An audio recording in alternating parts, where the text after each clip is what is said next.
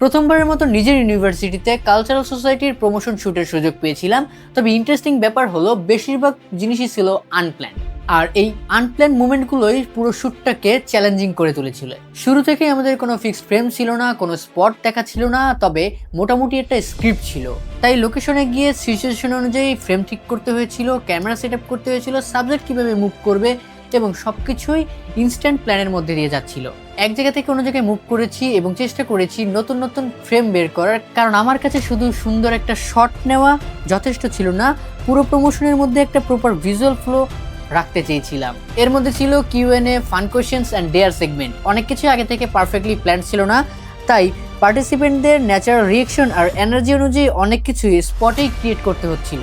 একদিকে ফ্রেম ঠিক করা, আর একদিকে ক্যামেরা হ্যান্ডেল, আর আবার নেক্সট লোকেশনের জন্য প্রিপেয়ার হওয়া। পুরো শ্যুটটাই ছিল এক ধরনের হ্যাসেল, আর মাঝে মাঝে রিটেক, লাস্ট মিনিট আইডিয়া আর টাইম প্রেশার সবকিছু একসাথে যাচ্ছিল।